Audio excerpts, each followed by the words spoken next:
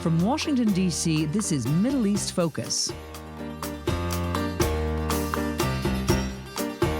Welcome to Middle East Focus. I'm Jerry Feierstein, Senior Vice President at the Middle East Institute, filling in this week for vacationing Alistair Taylor. Tensions have been rising in the Middle East as Israel expands its air war into Iraq and Lebanon to counteract Iranian advances on that front, while the Houthis increase the frequency of their cross-border attacks into Saudi Arabia. But two new developments this week suggest that the rise in tensions may also be pushing the U.S. and Iran closer to resuming diplomatic contacts. At the G7, French President Macron invited Iranian Foreign Minister Javad Zarif to drop by Biarritz in an effort to reduce tensions, apparently with the prior knowledge and blessing of President Trump. Although Trump did not meet with Zarif, he let it be known afterwards that he was not opposed to a meeting with Iranian President Rouhani at the right time. Meanwhile, the Wall Street Journal has reported that the U.S. is exploring a possible new round of talks with Yemen's Houthi rebels in Oman and is pressing for an end to the 5-year-old conflict there. Needless to say, these new signs of diplomatic activity have generated a flurry of interest in the region. Here today to discuss these developments are two of the leading experts on Iran and the challenge of resolving regional conflict. Alex Vatanka is a senior fellow at MEI, specializing in Middle Eastern regional security affairs with a particular focus on Iran. Randa Slim is a director of the Conflict Resolution and Track 2 Dialogues program at the Middle East Institute and is a non-resident fellow at the Johns Hopkins University School of Advanced and International Studies Foreign Policy Institute. Randa, Alex, thank you for joining us on today's podcast. Thank you, Jerry. Good to be with you. So let me begin with you, Alex. Although there hasn't been a direct contact between the U.S. and Iran that we know of, it does appear that the two sides are laying out their opening bids for a new round of talks. Iran wants a relaxation on sanctions, while the U.S. says that it's ready for talks without precondition. How close do you think we are to establishing a framework for new talks, and what do you think the two sides see as achievable goals? Right. First, Jerry, I think if we go by what President Trump said at the G7 summit, when he basically spoke of three conditions only, he talks about no nuclear weapon in the hands of the Iranian regime. He talks about no ballistic missiles in the hands of the Iranian regime. And he talks about the duration of a nuclear deal between Iran and the world to be one that is longer than the one President Obama signed in 2015. Let me take those three. The first one is easy because Iran is officially committed not to want ever to seek a nuclear weapon. In fact, their Supreme Leader Ayatollah Ali Khamenei has issued a fatwa calling such a weapon un-Islamic. It's very hard for me to see how they can turn around and undo that fatwa at this moment. So they got a lot of credibility at stake in not wanting to at least publicly pursue a nuclear bomb. So that's the first one. Second one is much tougher, the ballistic missile issue. That's the one the Iranians have been fearing all along. Before Zarif went to the G7 summit, he was in Paris, where the Iranian side mentioned this repeatedly. Our missile arsenal is not up for negotiations. But I suspect it comes down to how we define a ballistic missile arsenal. Are we talking about having the ballistic missiles per se, or are we talking about the range of those ballistic missiles? I think the Iranians would be much more open to the idea of putting a cap on the range of their missiles, which they have done previously. That wouldn't be anything new. And it would also give President Trump a way out and say, look, I've forced them to come to the table and kind of limit their size of their arsenal. Third one, in terms of the duration of an agreement. Again, I think that's an easy one. If the biggest concern of the United States is that Iran doesn't end up having a nuclear weapon, the Iranians on paper shouldn't have any issues with that agreement staying on forever, a permanent, which is pretty much going back to point one. Iran doesn't want to have a nuclear weapon. So I think if we stick to these three issues and say this is the starting point and perhaps even the end of the negotiations, clearly there's a framework and the Iranians would be able to come in and talk. The problem for Tehran is they don't think this is all the United States wants to talk about. They don't think when President Trump says, this is all I care about, that's what the talks will be about. And they fear if they show up for negotiations, there'll be a photo opportunity of sorts. President Trump will say, I brought these Iranian leaders to the table. This would be a huge political cost for Rouhani, certainly, and also the Iranian Supreme Leader Ali Khamenei. But they're not sure if they're going to get much in return, and that's why they're so reluctant. But right now, as we speak, Jerry, another Iranian delegation is due to arrive in France next week. So clearly, they're looking to continue seeing if there's a way out of this. The other issue, of course, beyond the nuclear and ballistic missile file, is the Iranian insistence that there be some relief on sanctions before they go back to the table, as opposed to the U.S., where you had Mnuchin at Biarritz saying that the U.S. is willing to engage without preconditions. So do you think that the Iranians perhaps would see some relaxation on the sanctions? They mentioned being allowed to export up to 700,000 barrels a day. Would that be enough to convince them that the risk of being caught up in a Trump trap would be worth it for them? I think, right now, sanctions waivers on the issue of oil exports is something that would be probably sufficient for him, because that allows Iran to say, we didn't succumb to the pressure from the Trump administration. We would say we would negotiate from a position of weakness. We won't negotiate under sanctions. And look, now that they have issued these new waivers, we'll talk to them.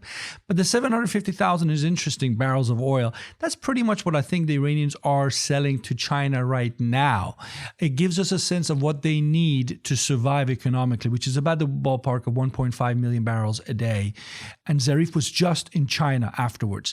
They will probably rely on Russia and China's of this world to help them against the Trump administration.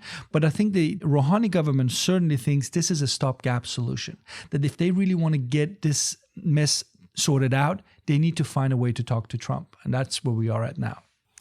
Randa, let me ask you, Bloomberg News is reporting that the Saudi leadership is sending Deputy Defense Minister Khalid bin Salman, who, of course, as we know, just left Washington a few months ago at the end of his tenure as ambassador. They're sending him back here. He's going to be meeting with Mike Pompeo and probably others in the administration. According to the Bloomberg report, the Saudis are looking at these signs of a potential thaw between the U.S. and Iran. And, of course, they're getting extremely concerned about it. What do you expect the Gulf states' reaction to be to all of this? Are they seeing the U.S. once again slipping away from them and returning to the bright lights of Tehran? Let me just build on what Alex has just said, which I think the Gulf states looked at the pronouncement by Trump about what he wants to achieve in a deal with Iran with some concern, because as Alex correctly pointed out, these are the three areas or objectives: no nuclear weapons, ballistic missiles, and the sunset clauses. And the most important concern for the Gulf state all along about Iran has been their regional behavior in their backyard, their behavior in Syria, their behavior in Lebanon, in Iraq, in Yemen. And when the Obama administration was negotiating the JCPOA, the idea was that initially the focus will be on the nuclear weapons, and then once this is taken care of, then there will be future negotiations dealing with Iran regional behavior with the people, with the countries from the region at the table, and maybe eventually just a regional dialogue with some assistance and some guarantees eventually offered by the Americans. That did not happen because of the change in the U.S. administration. But we are back at the same situation, that even with a president who is seen as being the Gulf country's best horse in the U.S., his first visit ever overseas was to Saudi Arabia. He has been extremely protective of the Saudi crown prince after, series of sanctions that were advanced by the U.S. Congress against it. He has been protective of the U.S. assistance, and going against U.S. congressional or vetoing U.S. congressional legislation to stop that assistance in the Yemen war. So, and here they are again facing a president who did not list Iran's regional behavior as one of their primary concern. And hence, I think one interpretation of this visit by Khalid bin Salman is it has to do also with this interest or push by the American administration for reopening the U.S.-Iranian track. And so dealing with Yemen and dealing with getting that process underway can provide some kind of a confidence-building measure that can go to some extent in assuaging, especially the Saudi concern, that they are going to be abandoned yet again by the U.S. administration in their ongoing struggle with the Iranians to limit Iranians' interference in their backyard.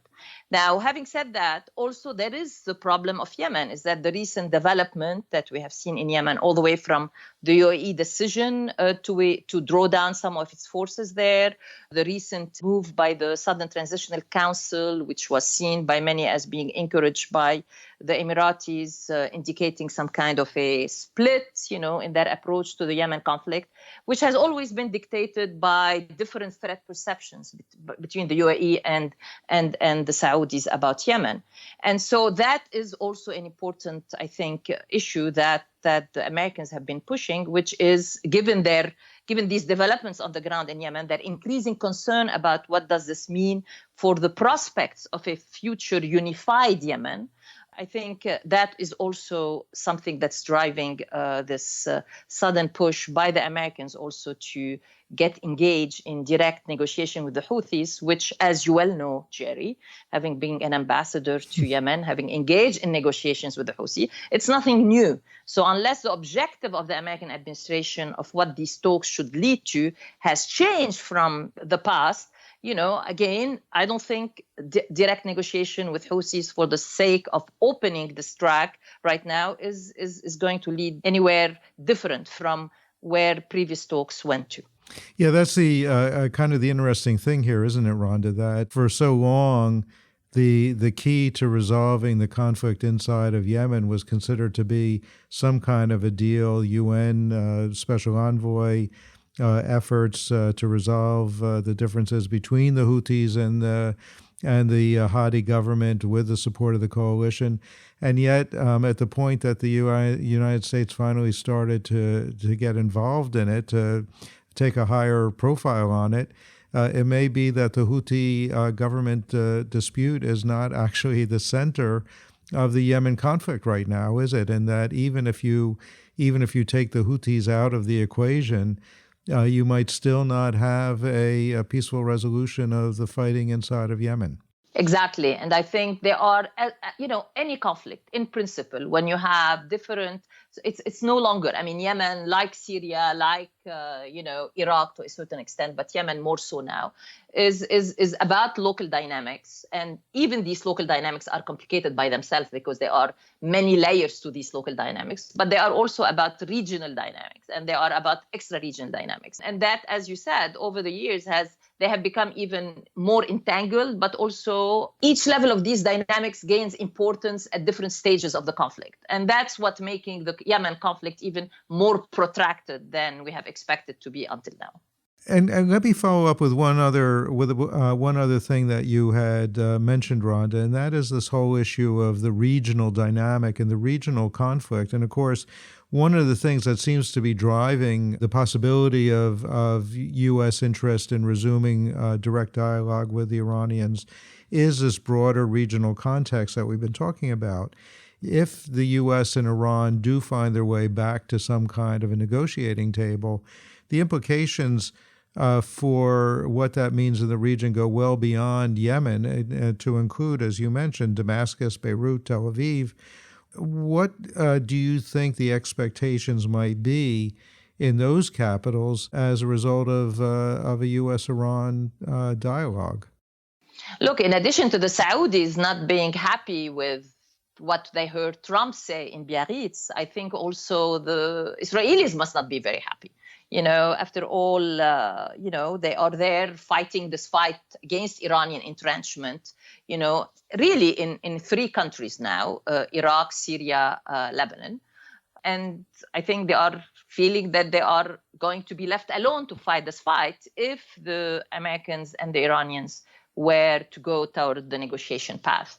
So I don't know, I don't want to engage in conspiracy theory, but on one hand, this recent escalation by the Israelis on three different fronts, from southern Syria to western Iraq to eastern Lebanon, Beirut, also has to be interpreted in the context of this geopolitical dynamic that is evolving between the United States and Iran. And so on one hand, Bibi Netanyahu does not want a war ahead of the elections in Israel. But on the other hand, also as he's facing the prospect of maybe losing these elections, as his situation seems to be wobbling right now domestically, a security agenda imposed by a war between Israel and Iran through Hezbollah, through Damascus, through Iraq, will strengthen his chances, but also a security agenda will create difficulties for the Americans as they are pursuing this negotiation path with Iranians, and especially given the fact that we have an American administration where you have senior advisors to the president who are pretty hawkish on Iran and do not necessarily share his agenda of pursuing a negotiated path with Iran. Alex, let me come back to you, and in that context, Randa talked a little bit about the hardliners here in Washington. Of course, one other quarter, I think, that might not be terribly happy about the prospect of renewed U.S.-Iranian dialogue would be the hardliners in Tehran. Have we heard anything from the Supreme Leader? What do we think? What is the reaction in Tehran to all of these new developments? Well, I mean, the Supreme Leader Khamenei and some of his closest advisors have been saying in the last few days it would be insanity to negotiate with Trump about the nuclear issue, never mind what's going on in the region, which is far more sensitive because what's happening in the region is the darling of the likes of the Revolutionary Guards. I mean, it takes a lot for them to want to rethink their strategy of forward defense in places like Iraq, Syria, and Lebanon, which is a policy that they believe has actually delivered results. That's why everybody talks about Iran, because they're out there in the region and fighting the fight for the Islamic Republic. So why negotiate with anybody? Why give away a winning hand? That's their argument. So, Jerry, in a sense, you raise a very interesting, if not the most interesting question. Is there an agreement in Tehran in terms of where to go from here?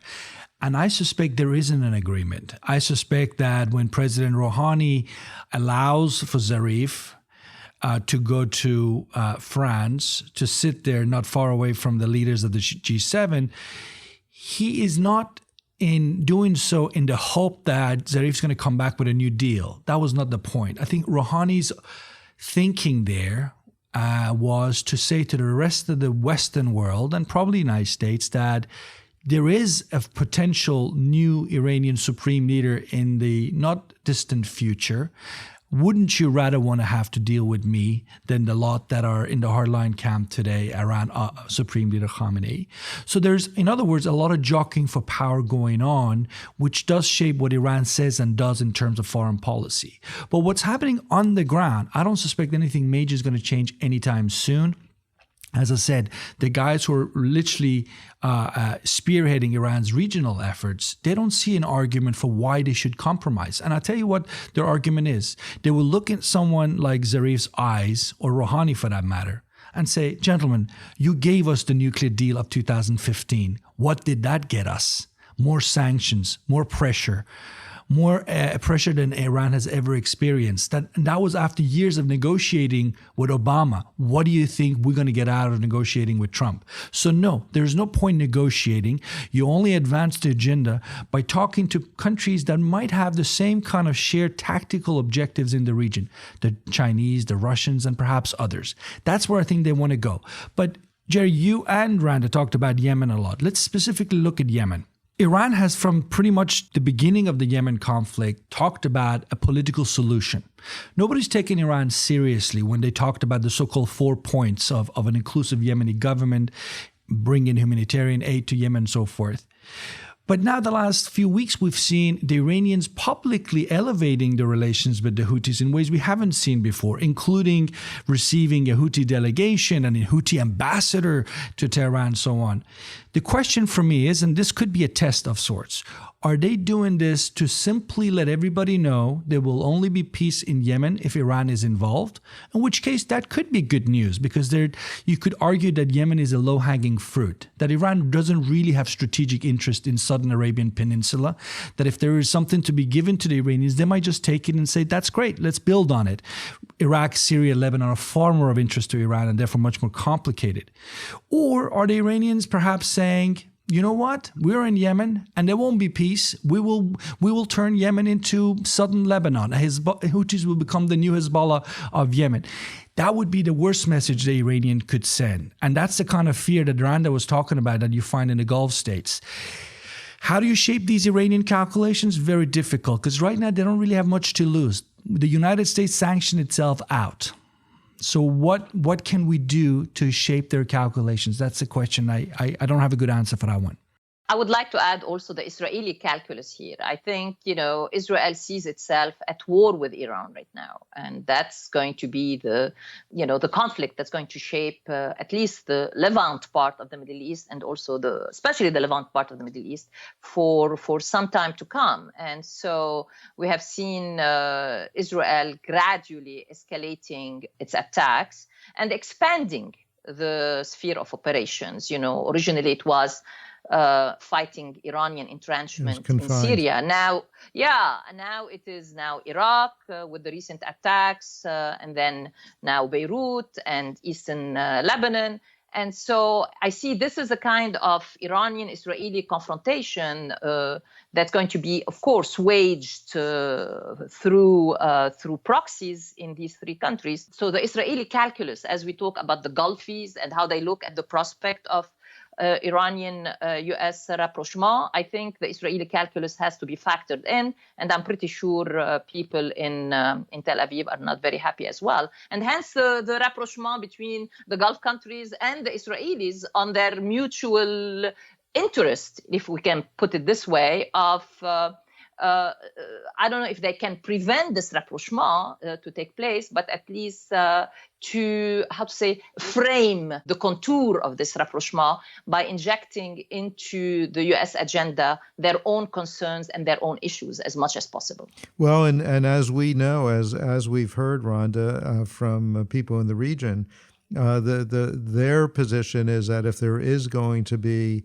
a resumption of U.S.-Iranian contact dialogue, that this time, unlike the Obama period, they want to have a seat at the table, and they want to make sure that their interests and concerns are as much an issue for discussion and debate and resolution as the broader interests that the P5+1 put on the table in 2015. Correct. If I may, we might also, perhaps going forward, depending on what the Trump administration does, get more of a independent posturing by some of the Gulf Arab states than we have seen before. I think the recent developments in UAE-Iran relations are quite telling. There is a sense that you cannot trust the Trump administration, that they don't want to be thrown under the bus again. So yes, while they want to be at that big table that is going to happen, that doesn't necessarily mean the Gulf states are going to repeat what they did a few years ago with the Obama administration, where they put all their eggs in the U.S. basket. I think the direct approach that they're now taking to Tehran shows that they are sensing that, you know what, the Iranians are going to be our neighbors no matter what, and we shouldn't be finding ourselves being in the front line of a potential regional conflict. Have doors of diplomacy open to Tehran. That was certainly the message that a lot of people in the region took from the UAE's recent overtures to the Iranians. And by the way, there's a lot of rumor right now in Tehran about Iran-Saudi rapprochement, about, to Randa's point, about what other third parties might do to undermine this so-called rapprochement. The Israelis are pointed to as an entity that has no interest in seeing Iran and the Gulf states having a dialogue. So I don't want to get into conspiracy theories like my colleague Randa, but just to show you the richness of what's going on right now in the region of various states and interest groups trying to jockey for influence going forward. But if I may add also to what Alex, in fact, emphasized what he said, I think his point about countries, especially in the Gulf states, starting to distance themselves from the Trump administration, I think is spot on.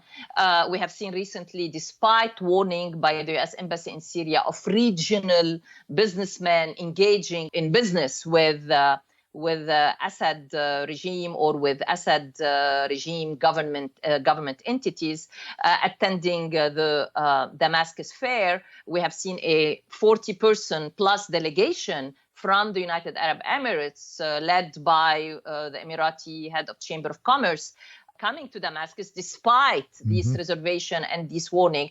And I think that's partly because UAE has always endorsed a different policy on Syria, in fact, and has been consistently against regime change in Syria, but partly reflecting what Alex said of this increasing distancing, independence of Arab Gulf state, of taking the matters on their own hand. But also to add to what Alex said, this has been a pattern in the making in the region. We are going to see more of that. In a way, regional politics are becoming more regional, with regional actors taking more of a leading role in shaping these politics than just relying on the outsiders, be it the Americans or be it the Chinese or be it the Russians, to shape these. And in all fairness, that may actually be a very positive development. Absolutely. Totally.